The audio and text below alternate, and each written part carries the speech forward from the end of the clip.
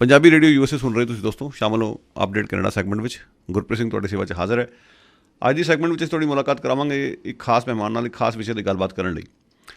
ਰਿਪੁਦਮਨ ਸਿੰਘ ਮਲਿਕ ਜਿਹੜੇ ਕਿ ਕਰੋੜਪਤੀ ਸਿੱਖ ਨੇਤਾ ਨੇ, ਉਹਨਾਂ ਨੂੰ ਹਾਲ ਹੀ ਵਿੱਚ ਵੀਜ਼ਾ ਮਿਲਿਆ ਇੰਡੀਆ ਦਾ, ਔਰ ਉਹ ਇੰਡੀਆ ਗੇੜਾ ਕੱਢ ਕੇ ਆਏ ਨੇ। ਉਸ ਨੂੰ ਲੈ ਕੇ ਕਾਫੀ ਚਰਚਾ ਛਿੜੀ ਹੋਈ ਹੈ। ਇੱਕ ਵਾਰ ਫਿਰ ਸਵਾਲ ਉੱਠਣੇ ਸ਼ੁਰੂ ਹੋ ਚੁੱਕੇ ਨੇ ਕਿ ਏਅਰ ਇੰਡੀਆ ਕਾਂਡ ਦੇ ਵਿੱਚ ਭਾਰਤੀ ਏਜੰਸੀਆਂ ਦੀ ਕਿੰਨੀ ਕੁ ਭੂਮਿਕਾ ਸੀ, ਕਿਉਂਕਿ ਰਿਪੁਦਮਨ ਸਿੰਘ ਮਲਿਕ ਦੇ ਉੱਤੇ ਦੋਸ਼ ਸੀਗੇ ਕਿ ਉਹ ਏਅਰ ਇੰਡੀਆ ਕਾਂਡ ਵਿੱਚ ਸ਼ਾਮਲ ਲੋਕਾਂ ਨੂੰ ਉਹਨਾਂ ਨੇ ਪੈਸੇ ਦਿੱਤੇ ਸੀ। ਬਾਅਦ ਵਿੱਚ ਉਹ ਬਰੀ ਹੋ ਗਏ ਸੀ। ਸਾਫ਼ ਬਰੀ ਹੋਣ ਤੋਂ ਬਾਅਦ ਵੀ ਜਦੋਂ ਉਹ ਆਪਣਾ ਮੁਆਵਜ਼ਾ ਲੈਣ ਲਈ ਦੁਬਾਰਾ ਅਦਾਲਤ ਕੋਲ ਗਏ, ਅਦਾਲਤ ਨੇ ਕਿਹਾ ਕਿ ਤੁਹਾਨੂੰ ਅਸੀਂ ਬਰੀ ਕੀਤਾ ਸੀ ਸਬੂਤਾਂ ਦੀ ਘਾਟ ਹੋਣ ਕਰਕੇ, ਕੋਈ ਤੁਹਾਨੂੰ ਇਨੋਸੈਂਟ ਹੋਣ ਦਾ, ਨਿਰਦੋਸ਼ ਹੋਣ ਦਾ ਕੋਈ ਸਰਟੀਫਿਕੇਟ ਨਹੀਂ ਸੀ ਦਿੱਤਾ। ਖੈਰ, ਉਸ ਤੋਂ ਅੱਗੇ ਚੱਲਦਿਆਂ ਰਿਪੁਦਮਨ ਸਿੰਘ ਮਲਿਕ ਨੂੰ ਹਾਲ ਵਿੱਚ ਵੀਜ਼ਾ ਦਿੱਤਾ ਗਿਆ। ਪਰ ਦੂਜੇ ਪਾਸੇ ਸੌਫਟ ਟਾਰਗੇਟ ਵਰਗੀਆਂ ਕੁਝ ਕਿਤਾਬਾਂ ਇਹ ਹਵਾਲਾ ਦਿੰਦੀਆਂ ਕਿ ਮਲਿਕ ਉਹਨਾਂ ਨੇ 84 ਦੇ ਵਿੱਚ ਜਦੋਂ ਸਿੱਖ ਭਾਈਚਾਰੇ ਨੇ ਉੱਥੋਂ ਦੀਆਂ ਕੁਛ ਮਾੜੀਆਂ ਘਟਨਾਵਾਂ ਦੇ ਵਿਰੋਧ 'ਚ ਏਅਰ ਇੰਡੀਆ ਅਤੇ state bank of India the boycott ਕੀਤਾ ਹੋਇਆ ਸੀ, ਤਾਂ ਉਹਨਾਂ ਨੇ state bank of India the credit line ਤੋਂ ਪੈਸੇ ਲਏ ਸੀ। ਸੋ ਲੋਕਾਂ ਵਿੱਚ ਸ਼ੰਕਾਵਾਂ ਫਿਰ ਨੇ ਕਿ ਵੀ ਇਹ ਸਾਰਾ ਕੁਝ ਚੱਲ ਕੀ ਰਿਹਾ। ਭਾਰਤੀ ਸਫੀਰ ਇੱਕ ਪਾਸੇ ਤਾਂ ਏਅਰ ਇੰਡੀਆ ਕਾਂਡ ਨੂੰ ਭੁਲਾਉਣ ਨੂੰ ਤਿਆਰ ਨਹੀਂ, ਦੂਜੇ ਪਾਸੇ ਉਸ ਨਾਲ ਜੁੜੇ ਇੱਕ ਸ਼ੱਕੀ ਵਿਅਕਤੀ ਨੂੰ, ਸਾਬਕਾ ਸ਼ੱਕੀ ਵਿਅਕਤੀ ਨੂੰ ਵੀਜ਼ਾ ਦੇ ਦਿੱਤਾ ਗਿਆ। ਕਈ ਤਰ੍ਹਾਂ ਦੇ ਸਵਾਲ ਉੱਠ ਰਹੇ ਨੇ, ਪਰ ਮੁੜ ਕੇ ਗੱਲ ਘੁੰਮ ਫਿਰ ਕੇ ਉੱਥੇ ਆ ਗਈ ਕਿ ਏਅਰ ਇੰਡੀਆ ਕਾਂਡ ਹਮੇਸ਼ਾ ਹੀ ਸ਼ੱਕ ਦੇ ਦਾਇਰੇ 'ਚ ਰਿਹਾ ਕਿ ਇਸ ਦੇ ਪਿੱਛੇ ਕਰਨ ਵਾਲੇ ਕੌਣ ਸੀਗੇ। ਅਮਨਦੀਪ ਸਿੰਘ ਇੱਕ ਮਨੁੱਖੀ ਹੱਕਾਂ ਨੂੰ ਪ੍ਰਣਾਏ ਹੋਏ ਵਕੀਲ ਨੇ, ਔਰ ਬਾਕਾਇਦਾ ਏਅਰ ਇੰਡੀਆ ਕਾਂਡ ਨੂੰ ਉਹਨਾਂ ਨੇ ਬੜੇ ਲਾਗਿਓਂ ਵੇਖਿਆ। ਇਸ ਦੇ ਨਾਲ ਜੁੜੇ ਹੋਏ ਕੁਝ ਪਹਿਲੂਆਂ ਦੀ ਉਹਨਾਂ ਨੂੰ ਕੋਲ ਚੰਗੀ ਜਾਣਕਾਰੀ ਹੈ, ਕਿਉਂਕਿ ਖੁਦ ਇਨਵੋਲਵ ਸੀ ਕਿਸੇ ਤਰੀਕੇ ਨਾਲ ਲੀਗਲ ਢੰਗ ਨਾਲ। ਕੁਝ ਗੱਲਾਂ ਦੇ ਉੱਤੇ ਉਹ ਸਾਡੇ ਨਾਲ ਚਾਨਣਾ ਪਾ ਸਕਦੇ ਨੇ, ਕੁਝ ਗੱਲਾਂ ਉੱਤੇ ਉਹਨਾਂ ਦੀ ਕਿਸੇ ਤਰ੍ਹਾਂ ਦੀ ਜਿਹੜੀ ਜੋ ਉਹਨਾਂ ਦੀ ਅੰਡਰਸਟੈਂਡਿੰਗ ਸੀਗੀ ਉਹ ਗੱਲਾਂ ਉਹ ਸ਼ਾਇਦ ਨਹੀਂ ਦੱਸ ਸਕਣਗੇ। ਪਰ ਜਿਹੜਾ ਵੱਡਾ ਸਵਾਲ ਹੈ ਕਿ ਭਾਰਤੀ ਸਫੀਰ ਜਿਹੜੇ ਸੀਗੇ ਕਿੰਨੇ ਕੁ ਇਨਵੋਲਵ ਸੀ, ਰॉ ਦੀ ਕਿਸ ਤਰ੍ਹਾਂ ਦੀ ਸ਼ੱਕੀ ਭੂਮਿਕਾ ਸੀ, ਇਸ ਦੇ ਬਾਰੇ ਖਾਸ ਗੱਲਬਾਤ ਅਮਨਦੀਪ ਸਿੰਘ ਦੇ ਨਾਲ। ਅਮਨਦੀਪ ਜੀ, ਸਾਡੇ ਪ੍ਰੋਗਰਾਮ ਵਿੱਚ ਤੁਹਾਨੂੰ ਬਹੁਤ ਨਿੱਘੀ ਜੀ ਆਏ। Thank you. So Amandeep Singh ji, ਕਿਉਂਕਿ ਤੁਸੀਂ ਖੁਦ ਏਅਰ ਇੰਡੀਆ ਕੇਸ ਨਾਲ ਜੁੜੇ ਰਹੇ ਹੋ, ਥੋੜ੍ਹਾ ਜਿਹਾ ਸਾਨੂੰ ਦੱਸੋ ਕਿ ਜਿਹੜਾ ਤੁਹਾਡਾ ਆਪਣਾ ਰੋਲ ਸੀਗਾ ਉਹ ਕੀ ਸੀਗਾ, ਔਰ ਕਿੰਨੀ ਗੱਲ ਤੁਸੀਂ ਸਾਡੇ ਨਾਲ ਕਰ ਸਕਦੇ ਹੋ। ਮੈਂ ਉਸ ਤੋਂ ਬਾਅਦ ਅਗਲਾ ਸਵਾਲ ਕਰੂੰਗਾ। ਹਾਂਜੀ, ਰੋਲ ਮੇਰਾ ਸੀਗਾ as one of the junior defence counsel mister Malik ਤੇ so I was quite a new lawyer at that time. ਸਿਰਫ 2 ਸਾਲ ਹੋਏ ਸੀਗੇ ਮੈਨੂੰ ਐਜ਼ ਅ ਲਾਇਰ ਬਣੇ ਨੂੰ। So I was hired on as a junior consultant, mostly research ਕਰਨ ਲਈ, just research, general research, right, on ਜਿਹੜੀ ਕਰਾਊਨ ਦੀਆਂ ਥਿਊਰੀਜ਼ ਸੀਗੀਆਂ ਉਹਦੇ ਬਾਰੇ ਤੇ ਉਹਨਾਂ ਦੇ ਅਗੇਂਸਟ ਰਿਸਰਚ ਕਰਨ ਦੀ। ਤੇ ਹਾਂਜੀ, ਸੋ ਜਨਰਲ ਰੋਲ ਮੇਰਾ ਇਹ ਸੀਗਾ। ਸੋ ਮਲਿਕ ਹੋਣਾ ਨੂੰ ਜਿਵੇਂ ਹੁਣ ਵੀਜ਼ਾ ਹਾਲ ਹੀ ਵਿੱਚ ਮਿਲਿਆ, ਕੀ ਤੁਹਾਨੂੰ ਲੱਗਦਾ ਇਸ ਵਿੱਚ ਕੋਈ ਹੈਰਾਨ ਕਰਨ ਵਾਲੀ ਗੱਲ ਹੈ? ਕਿਉਂਕਿ ਇੱਕ ਪਾਸੇ ਤਾਂ ਠੀਕ ਹੈ ਉਹ ਬਰੀ ਹੋ ਗਏ ਨੇ, ਜਿਹੜਾ ਨੈਚੁਰਲ, ਜਿਹੜਾ ਜਿਹਨੂੰ ਕਹਿੰਦੇ ਨਾ ਕਿ ਲਾਅ ਆਫ ਨੈਚੁਰਲ ਲਾਅ ਜਾਂ ਨੈਚੁਰਲ ਜਸਟਿਸ, ਉਹਦੇ ਤਹਿਤ ਵੇਖਿਆ ਜਾਵੇ ਤਾਂ ਉਹਨਾਂ ਨੂੰ ਵੀਜ਼ਾ ਡਿਨਾਈ ਕਰਨਾ ਤਾਂ ਨਹੀਂ ਸੀ ਬਣਦਾ।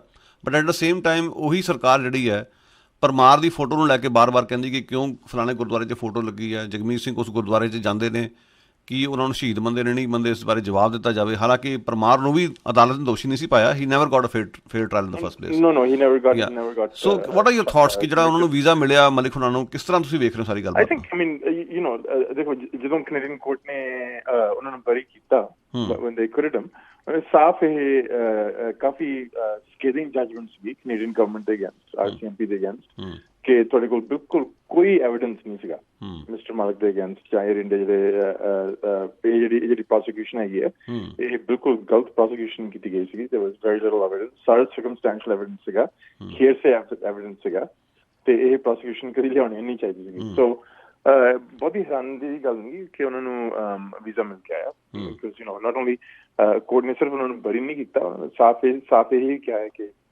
ਬਿਲਕੁਲ ਕੋਈ ਐਵੀਡੈਂਸ ਹੀ ਨਹੀਂ ਸੀਗਾ ਉਹਨਾਂ ਦੇ against. So I don't see that as a big thing. ਹੁਣ ਦੇਖੋ, ਬਟ ਤਰੁਣ ਸਿੰਘ ਪਰਮਾਰ ਦੀ ਗੱਲ ਕਰਦੇ ਹਾਂ, ਜਾਂ ਜਿਹੜਾ ਇੰਸੀਡੈਂਟ ਹੈ ਉਹਦੀ ਗੱਲ ਕਰਦੇ ਹਾਂ, ਜਾਂ 1980s ਦੀ ਗੱਲ ਕਰਦੇ ਹਾਂ, you know, it was a quite a volatile time. ਤੇ not only ਇਹ ਸਿਰਫ ਇੰਡੀਆ ਦੀ ਇਨਵੋਲਵਮੈਂਟ ਨਹੀਂ ਸੀ, ਤੁਹਾਨੂੰ ਕੰਟੈਕਸਟ ਦੇਖਣਾ ਚਾਹੀਦਾ ਹੈ ਕਿ ਇਹ ਉਸ ਟਾਈਮ ਵਿੱਚ ਜਿਹੜਾ ਵਰਲਡ ਕੰਟੈਕਸਟ ਸੀਗਾ, not only was ਜੋ ਪੰਜਾਬ ਵਿੱਚ ਹੋ ਰਿਹਾ ਸੀਗਾ, you have to also take into account what was happening in Pakistan and Afghanistan. So at the same time Punjab ਵਿੱਚ troubles ਆ ਰਹੀਆਂ ਸੀਗੀਆਂ, but at the same time you have the Russian involvement in Afghanistan, you have CIA and KGB involvement, not only in India, Pakistan and Afghanistan. So ਇਸ ਵੇਲੇ ਜਿਹੜੀਆਂ ਖੁਫੀਆ agencies ਸੀਗੀਆਂ, especially RAW, they're quite active and they're doing lots and lots of things. So ਬੜੀਆਂ theories pass propose ਕੀਤੀਆਂ ਗਈਆਂ ਹੈ, ਜਿਨ੍ਹਾਂ ਵਿੱਚ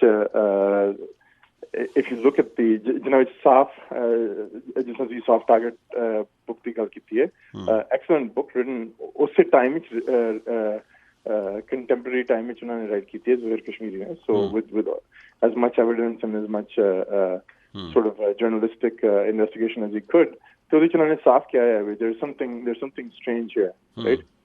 ਇਹਦੇ ਚ ਕੋਈ ਨਾ ਕੋਈ ਇਹਦੇ ਚ ਹੋ ਹੀ ਨਹੀਂ ਸਕਦਾ ਵੀ ਜਿਹੜੀਆਂ ਖੁਫੀਆ ਏਜੰਸੀਜ਼ ਹੈਗੀਆਂ ਇਨਵੋਲਵ ਨਹੀਂ ਗਿਆ। ਸੋ ਮੈਂ ਤੁਹਾਡੇ ਕੋਲ ਜਾਣਨਾ ਚਾਹੂੰਗਾ ਕਿ ਜੇ ਅਸੀਂ ਸੌਫਟ ਟਾਰਗੇਟ ਨੂੰ ਇੱਕ ਬੈਂਚਮਾਰਕ ਮੰਨ ਲਈਏ ਕਿ ਉਹਦੇ ਵਿੱਚ ਕਾਫੀ ਕੁਝ ਜਿਹੜਾ ਲਿਖਿਆ ਉਹ is close to the truth, so ਉਸ ਨਾਤੇ ਮਲਿਕ ਹੁਣਾਂ ਦੀ ਜਿਹੜੀ ਆਪਣੀ ਭੂਮਿਕਾ ਉਹ ਵੀ ਬੜੀ ਸ਼ੱਕ ਦੇ ਦਾਇਰੇ 'ਚ ਹੈ। ਬੇਸ਼ੱਕ ਉਹ ਬਰੀ ਹੋ ਗਏ ਨੇ, ਪਰ as per the book he was involved and he knew what is going on and he apparently was on the ਜਿਹਨੂੰ ਕਹਿੰਦੇ on good terms with the Indian agents. ਕੀ ਕਹਿਣਾ ਚਾਹੋਗੇ ਇਹਦੇ ਬਾਰੇ? Yeah, I mean that see is again it's all speculation from Mr. Kashmiri. I think one of the general theories is probably quite correct, but I think as the Canadian court said that there's very little proof of involvement from any of the defendants. There's really very little proof of involvement from them, and I mean actually if you look at it from a logical viewpoint as well. Kashmiri's involvement, Kashmiri's sort of theory is that that he's a money man. I mean, the amount of money to be paid for airline ticket is about $3,000. It's nominal. Why would someone of such stature just go out and? It doesn't make sense that for such a small thing that they would do that.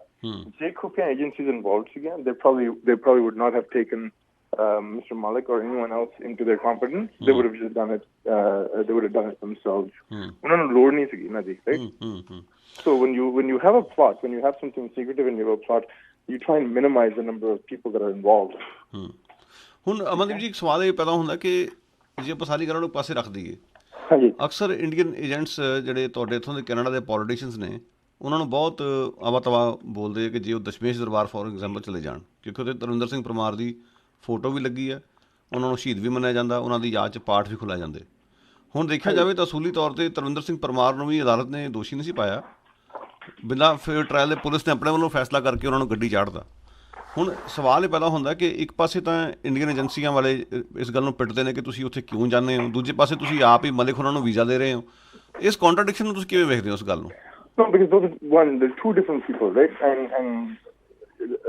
two people different possibly involved in two separate, two very, very different ways. Mr. Parmar was assassinated in India, right? In Jammu. So obviously there was obviously some sort of, not only that, he was openly involved in, advocating armed struggle, right? Mr. Malik was of a very different, he comes from a very different, his involvement was very different at that point, right? Yeah. So broader question ਜਿਹੜਾ ਉਸ 'ਤੇ ਥੋੜ੍ਹੀ ਰਾਏ ਜਾਣਨੀ ਚਾਹੂੰਗਾ ਕਿ ਜਿਹੜਾ Indian government ਦੀ ਕੰਪਲਿਸਿਟੀ ਨੂੰ ਲੈ ਕੇ ਇੱਕ ਵਾਰ ਫਿਰ ਸਵਾਲ ਉੱਠ ਰਹੇ ਨੇ, ਕੀ ਕਹਿਣਾ ਚਾਹੋਗੇ ਇਹਦੇ ਬਾਰੇ? ਜਿਹੜੀ ਇੰਡੀਅਨ ਗਵਰਨਮੈਂਟ ਦੀ ਕੰਪਲਿਸਿਟੀ ਸੀਗੀ ਏਅਰ ਇੰਡੀਆ ਉਹਦੇ ਵਿੱਚ, ਉਹਦੇ ਬਾਰੇ ਕੀ ਕਹਿਣਾ ਚਾਹੋਗੇ, ਸਪੈਸ਼ਲੀ ਰॉ ਤੇ ਉਹਨਾਂ ਦੇ ਏਜੰਟਸ ਬਾਰੇ? In 1984, the whole world was sympathetic towards the plight of the Sikhs in the Punjab. So 1984, the whole world was sympathetic. You had several U.S. senators and congressmen bringing that up again and again in the U.S. Congress and the Senate. You had human rights organizations speaking about it. And then in 1985, after this happened, you saw a big difference. You saw the world sort of turn against what was happening against the people, and you saw sympathy rise for the Indian government. So who was, when something happens, you ask who has the most to gain from that, and the answer is pretty clear. Not the Sikh community, right? The Indian government had the most to gain from that. Right.